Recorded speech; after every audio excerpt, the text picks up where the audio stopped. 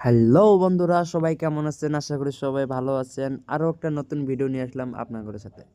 তো আমরাই আর বাবু যাইতেছি বাজারে, এই সুন্দর একটা গলি দিয়ে। আমার মনে হয় গুয়াহাটি শহরের ভিতরে এটি আমার থেকে সবথেকে সুন্দর গলি মনে হয়।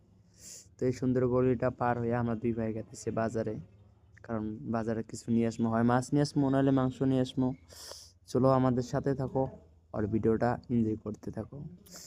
আমরা সুন্দর গলিটা পার হয়ে হাঁটতে ধরলাম হাতিগাঁও বাজারে যাওয়ার জন্য। তো আপনাদের সাথে কথা বলতে বলতে আমরা এসে গেলাম এখন হাতিগাঁও মসজিদের বগলে, যেটা জামি মসজিদ আছে সেটার বগলে। এই দেখতে পারতেছেন জামি মসজিদের ভিউ, এটাই সেই জামি মসজিদ হাতিগাঁওয়ের। তো হাতিগাঁওয়ের জামি মসজিদ পার হওয়ার পরেই কিন্তু, একটু আগার পরেই কিন্তু বাজারটা।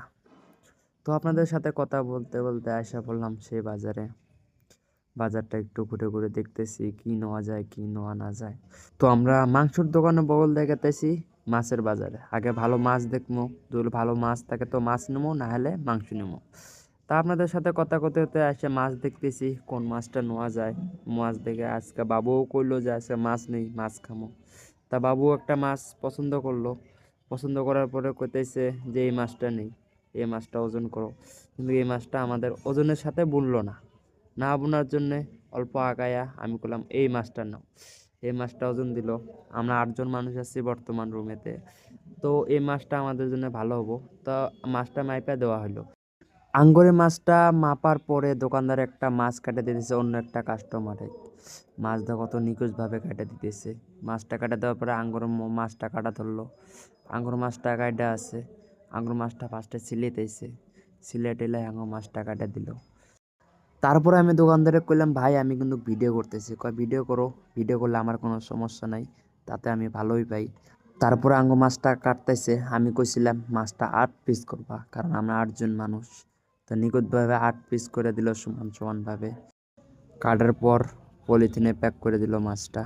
পলিথিনে প্যাক করে দেওয়ার পরে মাছটা আমার হাতে ধরাই দিল। হাতে ধরাই দেওয়ার পরে বিল টিলে আমরা দিলাম। এর ভিতরে বাবু কয় যে ডিমের চপ খাই। তো দুজনে একটা ডিমের চপ খাইলাম। ডিমের চপ খাইয়া সবজি বাজারে আসলাম। সবজি বাজারে এসে আর 2টা ফুলকপি আলু সালু নিয়ে আমরা হাঁটা তুললাম রুম ফেলে যাওয়ার জন্য।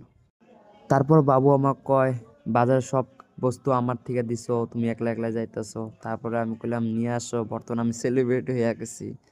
তারপরে আগে আইসা মাছের দোকানে বাই বাই কইয়া হেরে দুই ভাই হাঁটা ধরলাম রুম ফেলে যাওয়ার জন্য।